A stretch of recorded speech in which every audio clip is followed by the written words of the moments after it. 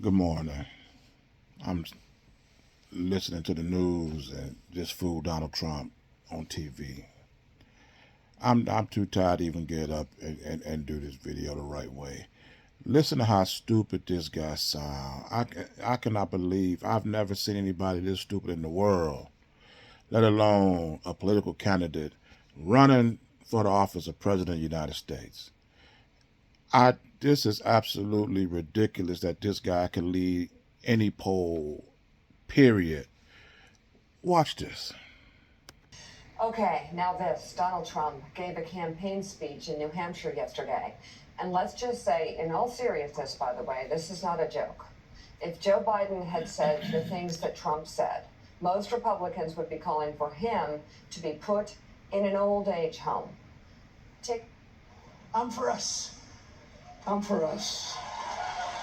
You know how you spell us, right? You spell us, U.S. I just picked that up. Has anyone ever thought of that? I just picked that up. A couple of days I'm reading and it said us. And I said, you know, if you think about it, us equals U.S. We had that all set to go, but then we had a little election that went astray. So we have to be careful. You got to get out there and you got to watch those voters. You don't have to vote. Don't worry about voting. The voting, we got plenty of votes. You got to watch election night. You know, it used to be election day, election night. Now it's election month. Now it's election period. Some of these things go on for 53 days. It's terrible. Viktor Orban. Did anyone ever hear of him? He's probably like one of the strongest leaders anywhere in the world. And he's the leader of, right? He's the leader of Turkey. You know, the sad part is the fact that Donald Trump he was the 46th president of the United States. That means it was 45 presidents before him.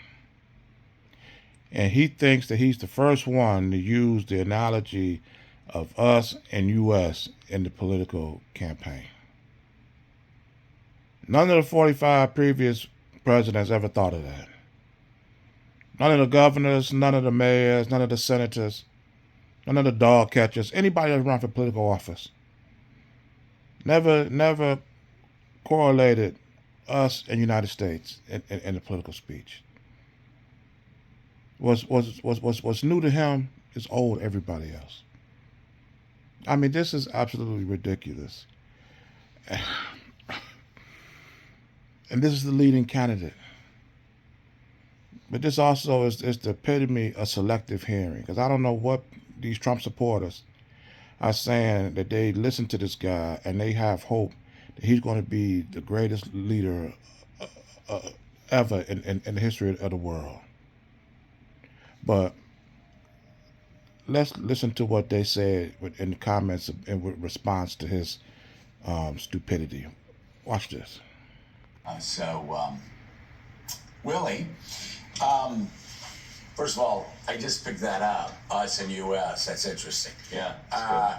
Don't worry about voting, secondly. Third, Orban, of course, maybe he's never even visited Turkey. I don't know. Maybe the leader of Hungary has visited. But it's troubling to me. He calls Orban one of the strongest leaders and says it in a wonderful way. Orban, of course, is a person who shut down all of his opponents politically. He's tapped reporters' phones. He's destroyed independent news agencies. He's led phony tax investigations into reporters that were critical of him, chased them from the country, brags that he's an illiberal. That they have illiberal democracy and not Western-style democracy.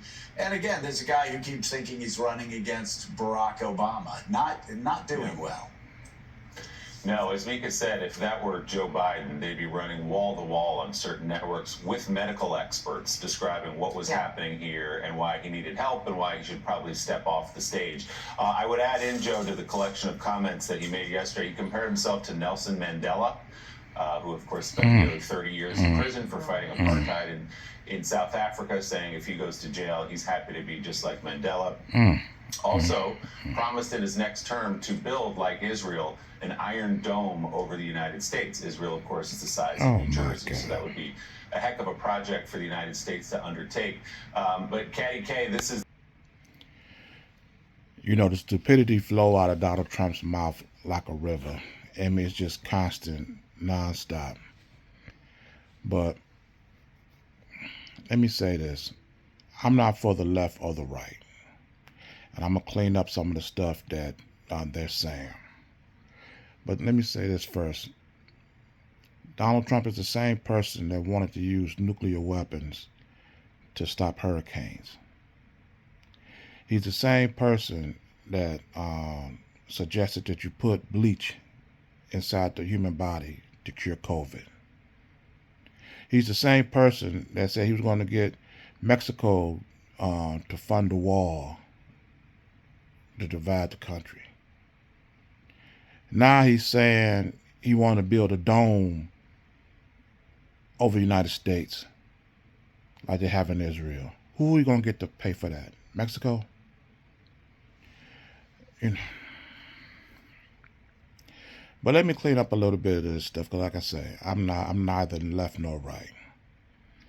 When Donald Trump was talking about don't worry about voting, he's not telling people not to vote. What he's saying is, don't worry about it. Go ahead and vote. You know, we got enough votes. What he's trying to say is that you got to worry about the other voters that's coming in there with the fake votes. That's going to overwhelm the valid votes, or in his term, the valid votes. He's not telling people, but see, this is what, like I say, Fox, MSNBC, they both got their BS that they put out there, their narrative that they put out. But I watch MSNBC the vast, well, all the time, but I'll never watch Fox. I just can't watch it at all. But you got to be able to see through the BS. Donald Trump is not telling people not to vote. He's saying don't worry about voting. Just go ahead and place your vote. You just got to watch for the so-called crooked votes. But the fact of the matter is this guy is the stupidest person I've ever seen in my life, and I cannot believe this guy is the leader of any political poll of a person that you see running for president of the United States. But if they support this guy, I'm going to support him too, because see, as soon as he get back in office, he's going to have to do what he say he's going to do. Tear down this system. And once you start doing that, they're going to be just like the Republican Party that then got rid of their speaker without a plan. Now they can't even get back a speaker to run the country. As soon as Donald Trump get in office and start tearing down everything, and then find out you can't put it back together as quickly, this will finally motivate Negroes to build their own. If we can't do it now, seeing this hurricane coming, we watching it. If it takes voting this guy back in office to have him dismantle this system, then have everybody scrambling around trying to do, then that's what it's going to take. And I'm going to vote for this guy to get back in office to do exactly what he said he's going to do. Get ready, because it's coming.